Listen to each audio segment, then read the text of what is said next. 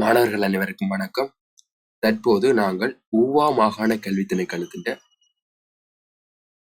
மாகாண பயிற்சி பரீட்சை வினாத்தாள் சரிதானே 5வது வினாத்தாள் வினாத்தாள் ஒன்றை நாங்க பார்க்க போறோம். ஒரு மணித்தியாலம் பார்ப்போம். இந்த பேப்பர் எப்படி இலகுவா இருக்கா கடினமா இருக்கா. ஏன் எங்களுக்கு வேற வேற மாகாணங்கள் இந்த பேப்பரை செய்யறதால பல நன்மைகள் இருக்கு. நான் முதலே சொல்றேனா சரிதானே. சரி, முதலாவது கேள்வியிலிருந்து போவோம். கீழே குடும்பம் ஒன்றின் தாய், தந்தை, மகன் மற்றும் மகள் ஆகியோரின் வரைபடம் ஒன்று தரப்பட்டுள்ளது. படம் தொடர்பாக கூறக்கூடிய சரியான கூற்று யாது? வழக்கம் போல இந்த கேள்வி வருகிறது, ஒரு வித்தியாசமும் இல்லை. விடைய வாசிப்பம். இவர்கள் அனைவரும் தங்கள் கைகளை உயர்த்தியுள்ளனர். இவர்கள் அனைவரும் தங்கள் கைகளை உயர்த்தியுள்ளனர். இல்ல, எல்லாரும் தங்களோட ஒற்றை கையத்தான் உயர்த்தி இருக்கிறாங்க. எல்லாரும் தங்களோட ஒரு கையத்தான் உயர்த்தி இருக்கிறாங்க. இரண்டாவது, தாயும் மகனும் வலது கைகளையும் தந்தையும் மகளும் இடது கைகளையும் உயர்த்தியுள்ளனர். இல்ல, தந்தையும் மகளும் வலது கையையும் தாயும் மகனும் இடது கையையும் உயர்த்தியுள்ளனர். சரிதானே. அப்ப இரண்டாவது பிழை. மூன்றாவது, தந்தை வலது கையும் மகன் இடது கையும் தாய் இடது கையும் மகள் வலது கையும். தந்தை வலது கை சரி, மகன் இடது கை சரி, தாய் இடது கை சரி, மகள் வலது கையும் உயர்த்தியுள்ளனர். அதுவும் சரி. ஆக இந்த கேள்விக்கு சரியான விடை மூன்றாவது. இரண்டாவது கேள்விக்கு போவோம். இரண்டாவது கேள்வி, தரப்பட்டுள்ள காட்சி படத்தில் இந்த மீன் மற்றும் ஒரு குருவி ஆகிய உருக்களை குறித்து, ஒரு மீன் மற்றும் ஒரு குருவி ஆகிய உருக்களை குறித்து காட்டுவதற்கு பொருத்தமான இடத்தினை குறிக்கும் எழுத்து. அப்ப இது ஒரு வலிமையான கேள்வி. எந்த இடத்துல என்ன இருக்கும்? மீன் என்றா கடல்ல இருக்கும், இல்லாட்டி குளத்துல இருக்கும். இந்த குருவி இல்லாட்டி பறவை மரத்துல இருக்கும், இல்லாட்டி எங்கேயாவது மேல இருக்கும். இதுல நீங்க போய் விடைய பாருங்க. பி மற்றும் ஆறா. அப்ப பீல மீன் இருக்குமா? எங்க வானத்துல இல்ல. அப்ப முதலாவது விட பிள்ளை. ரெண்டாவது விட அதுக்கும் அதைத்தான் சொல்லி கிடக்கு, பி மற்றும் கியூ. அது பிள்ளை. மூன்றாவது பாப்போம், கியூ மற்றும் பி. கியூ தான். இதுல ஒரு கடல் இல்லாட்டி குளம்னு நினைக்கிறேன். குளம், இரண்டாங்கால மரங்கள் எல்லாம் இருக்குது, குளமாத்தான் இருக்கணும். ஆகவே இது உங்களுக்கு பார்த்தாலே தெரியுது, இதுல ஒரு தோணியும் நிக்குது. இது ஒரு நீர்நிலை, நீர் சம்பந்தப்பட்ட இடம். ஆகவே கியூ மற்றும் பி என்றதுதான் சரியான விட. சரிதானே. சரி, அடுத்த கேள்விக்கு போறோம். தரப்பட்டுள்ள வாக்கியத்தில் வெற்றிடங்களுக்கு மிகவும் பொருத்தமான சொற்களை தெரிவு செய்யலாம். சித்திரை மாதம் முழுவதும் அதிகாலையில் குயில் என்ன செய்யும்? குயில்கள் கூவும். கூவும் என்ற விட இருக்கா? முதலாவதுலையும் இரண்டாவதும் இருக்கு. மூன்றாவது கரையும் என்று இருக்கு. காகம் தான் கரையும். அப்ப மூன்றாவது பிழை. சரிதான். சரி, செவிகளுக்கு காணப்பட்டதா? செவிகளுக்கு என்னவா காணப்பட்டது? இரைச்சலாக, இனிமையாக. குயில் கூவுறது இனிமையா தான் இருக்கு. சரிதானே. இது ஒரு பொதுவான கேள்வி. சரி, நாலாவது கேள்வியை பார்க்க போறோம். நாலாவது என்ன சொல்லி இருக்கென்றால், தரப்பட்ட வரி குதிரையில் வெற்றிடத்துக்கு பொருத்தமான பகுதியை தெரிவு செய்யலாம். வெற்றிடத்துக்கு பொருத்தமான பகுதியை தெரிவு செய்ய சொல்லி கிடக்கு. நாங்கள் வெற்றிடத்துக்கு எது சரியா பொருந்தும் என்ற பகுதியை பார்த்து தெரிவு செய்யணும். வித்தியாசங்கள் இருக்கிறத வட்டி விட்டா சரி. சரிதானே. சரி, பாப்போம். நீங்க பாருங்க, இந்த பகுதியில வர வேண்டியதுல இந்த வரி குதிரையின் கால்ல எத்தனை வரிகள் இருக்குன்னு பாருங்க. எத்தனை வரிகள் இருக்கு? இதுக்கு இடையில ஒரு வரி ஒன்று இருக்கு பாருங்க, ஒரு சின்ன வரி ஒன்று இருக்கு. ஆனா மூன்றாவது விடையில அந்த வரிய காணல. சரியா? பாருங்க, இந்த இடத்துல வர வேண்டிய வரிய காணல.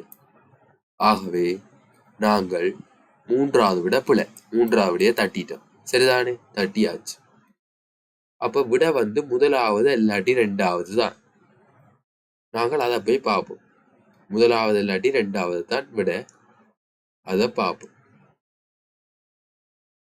எங்களுக்கு பார்த்தா இதுலயும் ஏதாவது வித்தியாசம் தெரியுதா?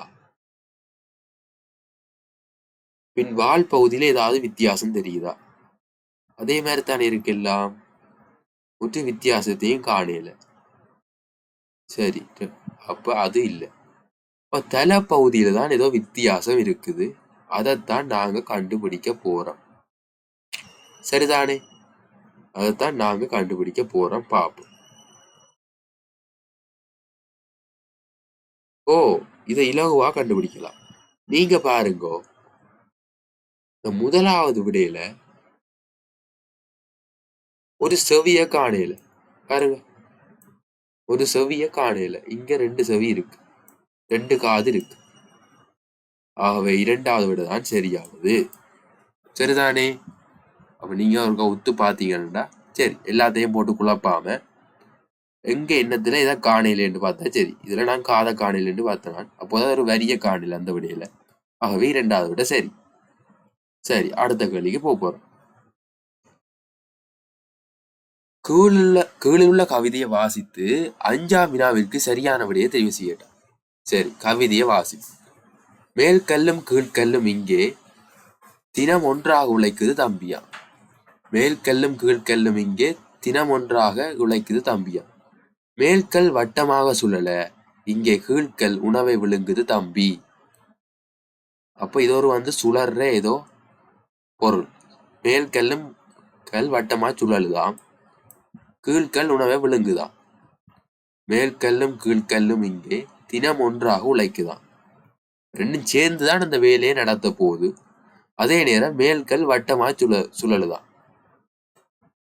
அப்ப உங்களுக்கு மேலுள்ள கவிதையை ஒரு விடுகதையாக வினவும் போது கிடைக்கும் பதிலா அம்மி. அம்மியில எங்கேயாவது சுத்துற பகுதி இருக்குதோ? கீழ்கல் உணவை விழுங்குதா? கீழே இருக்கிற கல் உணவை விழுங்குதா? இல்ல. வட்டமா சுழறது? இல்ல. அம்மியில போட்டு உருட்டுறதுதான். மேல அம்மி குளவிய வச்சு உருட்டுறது. அப்ப அம்மி வராது. திருகைக்கல்? திருகைக்கல் சுழற்றுறது. வட்டமா சுழற்றுறது. கீழ்கல் உணவை விளங்குமா திருகைக்கல்லுல? இல்ல. ஓ, ஆட்டுக்கல்லுல தான் மேல்கல் வட்டமா சுழண்டு கொண்டிருக்கும், கீழ்கல் உணவை விழுங்கும். ரெண்டும் சேர்ந்துதான் ஒன்றாக உழைக்குதான். கீழ்கல் உணவை விழுங்குது. சரிதானே? ஏன் கீழே இருக்கிற கல்லுக்குள்ள போட்டுதானே அந்த மேல் கல்லை தூக்கிட்டு கீழ்கல்லுக்குள்ள தான் இந்த உணவை போட்டு அரைக்கிறது. மேல் கல்ல வட்டமா சுழட்ட போட்டு அரைப்படும். 2 கல்லும் சேர்ந்து அந்த உணவை அரைக்கும். அதைத்தான் இங்க ஒரு விடுகதையா வினாவாக கேட்டு கிடக்கு. சரிதானே? சரி, அடுத்த கேள்விக்கு போறோம். புறநிவிட மாணவர்களே, நான் இதுல இந்த வட்டம்ன்றத பார்க்கணும். வட்டமா சுழலணும். சரி, வட்டமா சுழறது திருகைக்கல் தான், ஆட்டுக்கல் இல்லையா? மன்னிக்கோணும் மாணவர்களே, ஆட்டுக்கல் இல்ல, திருகைக்கல் தானா? என்ன நீங்க திருகைக்கல்ல பார்த்தா தெரியும் உங்களுக்கு. திருகைக்கல் ஒரு வட்டமா சுழற்றதான் இருக்கு. இடையில அந்த பருப்புகள், பயறு, அந்த உளுந்து வகைகளை போட்டுட்டு ஒரு பிடி மாதிரி ஒன்று இருக்கும், அதுல போட்டு சுத்தணும். அப்ப அது சுழல்றதுக்கு வட்டமா தான் சுழலும். 2 கல்லும் சேர்ந்துதான், 2 கல்லையும் போட்டு நசுக்க அந்த உள்ளுக்க இருக்கிற பருப்புகள், பயறு, கச்சான் அதுகள் எல்லாம் நசிஞ்சு மாவாக்கப்படும். இந்த பருப்புகள் உடைக்கிறதுக்கு தான் திரியக்கல் பயன்படுது.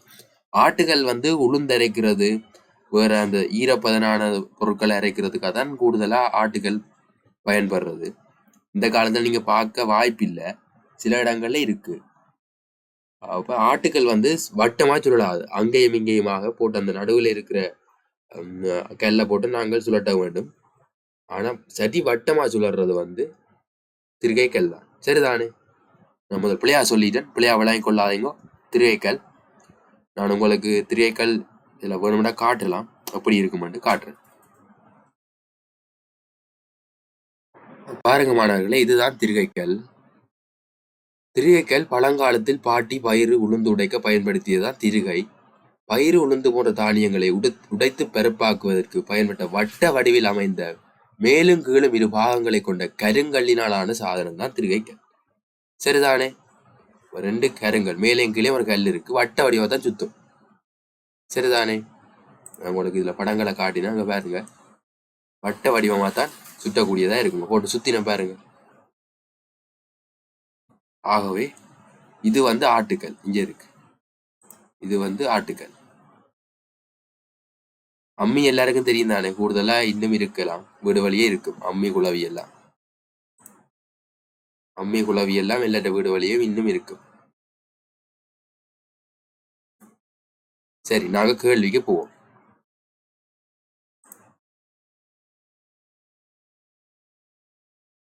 ஆறாவது, கமலநாதன் என்ற முதலாளியிடம் ஒரு மேசனும் மற்றும் ஒரு உதவியாளரும் வேலை செய்கின்றனர். கமலநாதன் தன்னிடம் இருந்த பணத்தை மேசனுக்கு மட்டும் கூலியாக வழங்கினால் 20 நாட்களுக்கு வழங்க முடியுமா? இப்ப கமலநாதன் என்ற முதலாளி ஒரு மேசன் இருக்கிறாராம், அவர்கிட்ட ஒரு உதவியாளரும் வேலை செய்யணுமா. ஒரு முதலாளிகிட்ட ஒரு மேசனும் ஒரு உதவியாளரும் வேலை செய்யறாங்க. கமலநாதன் தன்னிடம் இருந்த பணத்தை மேசனுக்கு மட்டும் கூலியாக வழங்கினால், மேசனுக்கு மட்டும் காசை கொடுத்தா 20 நாட்களுக்கு வழங்க முடியுமா? அல்லது உதவியாளருக்கு மட்டும் கூலியாக வழங்கினா 30 நாட்களுக்கு வழங்க முடியும். சரி, இதே மாதிரி ஒரு பேட்டர்ன் கேள்வி நேற்று செய்து போட்ட நான் அடிக்கடி வருகுது, புது பேட்டர்னா இருக்குண்டு இந்த பேப்பர்லயும் வந்துட்டுது. சரிதானே? அப்ப இந்த கேள்வி கட்டாயம் எக்ஸாமுக்கு வரப்போகுது என்று நான் சொல்லக்கூடிய மாதிரி இருக்கு. ஏன், நான் பார்த்த கடைசியா நடந்த எல்லா பேப்பர்லயும் பார்த்தா இதே மாதிரி ஒரு பேட்டர்ன் கேள்வி வந்து கொண்டே இருக்கு. நேற்று பாருங்க, அந்த 120 ஆண்கள் 150 குழந்தைகள் கேள்வி போட்டிருக்கிறேன். சாப்பாடு பெட்டி கொண்ட கொடுக்குற கேள்வி மறக்காம பார்த்து கொள்ளுங்கோ, மிகவும் முக்கியமானதா வந்துட்டுது. இப்ப 6வதுல வந்துட்டுது. 6வது கேள்வி அதைத்தான், அதே மாதிரி தான் செய்ய போறேன். மிகவும் அவதானமா பார்க்கணுமா? சரி, அப்ப அவர்கிட்ட இருக்கிற காசை மேசனுக்கு மட்டும் கொடுத்தா, மேசனுக்கு மட்டும் கொடுத்தா 20 நாள், கூலியாளுக்கு மட்டும் கொடுத்தா 30 நாள். சரி, அதே பணத்தை இருவருக்கு என்ன கூலியாக வழங்கினால் 30 நாளுக்கு வழங்க முடியும். அதே பணத்தை இருவருக்கும் ஒன்றாக கூலியாக வழங்கினால் எத்தனை நாட்களுக்கு வழங்க முடியும்? அதே பணத்தையா, அந்த பணத்தை 2 பேருக்கும் ஒன்றாக கூலியா வழங்கினான் எத்தனை நாளுக்கு வழங்கலாம்னு கேட்டுருவாங்க. ஆனா உங்களுக்கு தெரியும், அவர் மொத்தமா கொடுத்தா 20 நாளுக்கு தான் கொடுக்கலாமா. கூலியா கொடுத்தா 30 நாளுக்கு மேசனுக்கு, கூலியாளுக்கு கொடுத்தா 30 நாளுக்கு தான் கொடுக்கலாமா. அப்ப உங்களை கேட்டு கிடக்கு 2 பேருக்கும் கொடுக்கணுமா. அப்ப எத்தனை நாளுக்கு வழங்க முடியும்னு கேட்டு கிடக்கு. சரிதானே? சரி, பாப்போம். அப்ப இவருக்கு மேசனுக்கு 20 நாளுக்குன்னா இவருக்கு 30 நாள் கொடுக்கணும். அதே பணத்தை இருவருக்கும் ஒன்றாக கூலியாக வழங்கினால் எத்தனை நாட்களுக்கு வழங்க முடியும்னு கேட்டுக்கிறேன். நீங்க பாருங்க, 20 நாளுக்கு 20 நாள் மேசன்டா, மேசன்ட காசு வந்து 30 நாள் கூலியாள் இந்த காசா. நீங்க அதை சுருக்கி பாத்தீங்கன்னா 2 நாள்ல மேசனை கொடுக்குற காசு 3 நாள்ல யாரு கொடுக்குற காசுக்கு சமன்? கூலி ஆளு கொடுக்குற காசுக்கு சமன். ஏன், மேசன் வந்து கொஞ்சம் கூட வேலை செய்வார். அப்ப அவற்ற 2 நாள் காசு வந்து கூலி ஆளுன 3 நாள் காசுக்கு சமன். சரிதானே?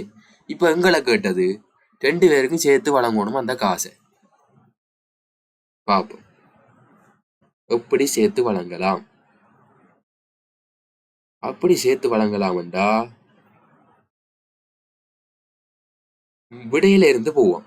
12 நாளுக்கு உரிய காசை இதுல இருந்து காணுவோம். 12 நாளுக்குரிய காசு இருக்குது. சரிதானே? 12 நாட்களுக்குரிய காசை நாங்க காணுவோம். மேசனுக்கு ஃபுல்லா வழங்கின 20 நாளுக்கு. இப்ப மேசனுக்கு 12 நாளுக்கு காசை கொடுத்தா, மேசனுக்கு 12 நாளுக்கு காசை கொடுத்தா மிச்சம் எத்தனை நாளுக்கு காசு இருக்கு? மிச்சம் எத்தனை நாளுக்கு காசு கொடுக்கணும்? 20 நாள்னு பார்த்தா 8 நாளுக்குரிய காசு மிச்சம் இருக்கு. 8 நாளுக்குரிய காசு இருக்கு. அத கூலி ஆளுக்கு எத்தனை நாளுக்கு கொடுக்கலாம்? அத கூலி ஆளுக்கு எத்தனை நாளுக்கு கொடுக்கலாம்? அவருக்கு வந்து மொத்தமா கொடுத்தா 30 நாளுக்கு கொடுக்கணும். நீங்க இதுல பாருங்கோ, இவருக்கு 2 கொடுத்தா இவருக்கு 3, சரிதானே? அப்ப இவருக்கு 8 கொடுத்தா 4 8, சரிதானே? 4 8, அப்ப முன்னாங்கு 12. அப்ப கூலியாளுக்கும் 12 நாள் கொடுக்கணும். இந்த மிச்சத்துல கூலியாளுக்கு 12 நாள் கொடுக்கலாம். ஆகவே சரியான விட 12. விளங்குறது கொஞ்சம் கஷ்டமா இருக்கும். திருப்பி சொல்ல போறேன்னு பாருங்கோ, சரிதானே? நான் திருப்பி சொல்ல போறேன், கவனமா பார்க்கணும். ஏன்னா இந்த கேள்வி அடிக்கடி வந்துட்டு இதே மாதிரி பேட்டர்ன் வரப்போகுது பாருங்கோ. கேள்வி வந்த பிறகு கவலைப்படக்கூடாது, சரிதானே? சரி, பார்ப்போம் எப்படி செய்யறேன்னு பார்ப்போமா. அவ்வளவு நேரம் சொன்னா நீங்க கூடுதலா எல்லாருக்கும் விளங்கி இருக்காது. பார்ப்போமா. ஒரு முதலாளி இருக்கிறார். அவர்கிட்ட இருக்கிற காசை மேசனுக்கு கொடுத்தா 20 நாளுக்கு தானே ஃபுல்லா கொடுக்கலாம். மேசனுக்கு கொடுத்தா 20 நாளுக்கு தான் கொடுக்கலாமா? கூலியாளை கொடுத்தா 30 நாளுக்கு ஃபுல்லா கொடுக்கலாமா? ஆனா உங்களை கேட்டு கிடக்கு, மொத்த காசையும் 2 பேருக்கு கொடுக்கணும், எத்தனை நாள்ல 2 பேரும் வேலை செய்தா கொடுக்கலாம்னு கேட்டு கிடக்கு. அப்ப நான் விடையில இருந்து போறேன்.